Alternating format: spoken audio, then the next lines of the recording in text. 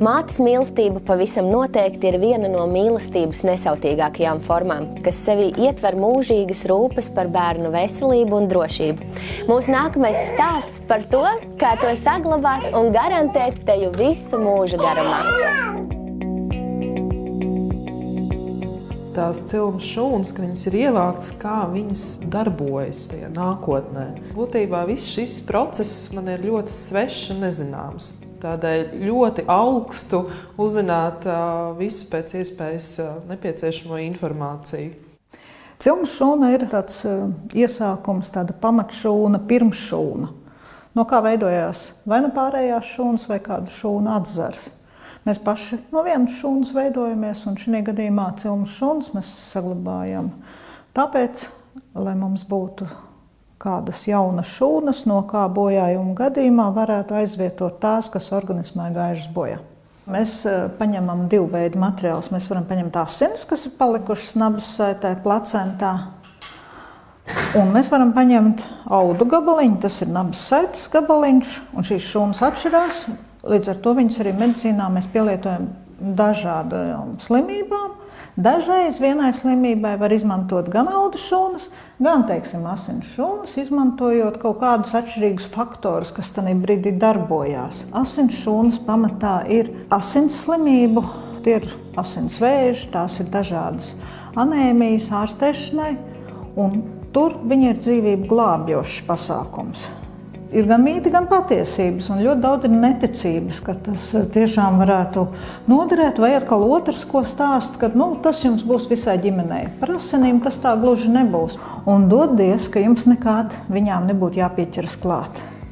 Šīs te audu šūnas, no kurām mēs materiālu saglabājam tādās 5 mazās tādās mēģinītēs, mēs izdalām šūnas, pārbaudām, saskaitām, mēs arī pavairojam līdz 500 000 šajās te mēģinītēs. Tam tas pielietojums ir ar gaišāku nokrāsu, ņemot vērā, ka no viņām var izaudzēt praktiski jebkuru citu ķermeņa šūnu. Viņas var praktiski neierobežot pavairojot, atkal liekot uz barotnēm un audzējot, un viņām nevajag sadarību.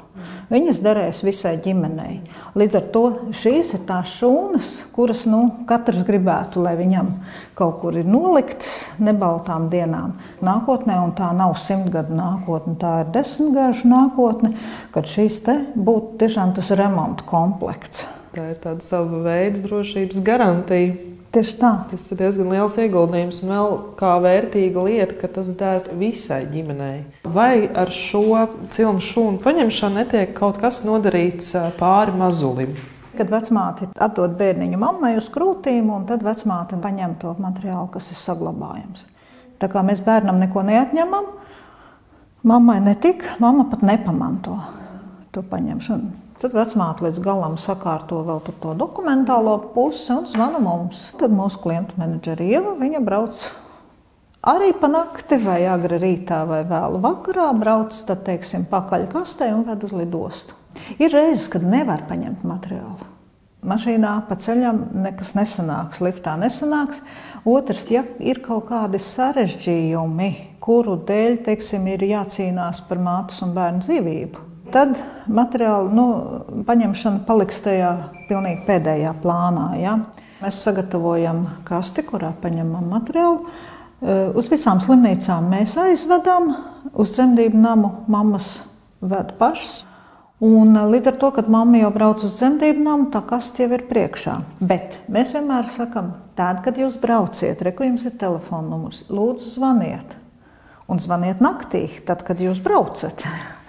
Jo tā tas ir. Jo tas mums dod iespēju vēlreiz varbūt pārliecināties, sazvanīt dzemdību nodaļu tā un tā, jums būs tāda un tāda mamma, un tur ir jāpaņem cilmes šūnas. Mana atbildība ir būtībā sniegt ziņas, paziņot, ka tas notikums mums ir. Jā. Mēs ar vīru jau kādu mazu laiciņu apdomājām. Mēs esam arī nolēmuši to izmantot, jo tiešām tas ir liels tāds drošības spilvens nākotnē. Pašā pirmajā vietā tomēr ir tā veselība.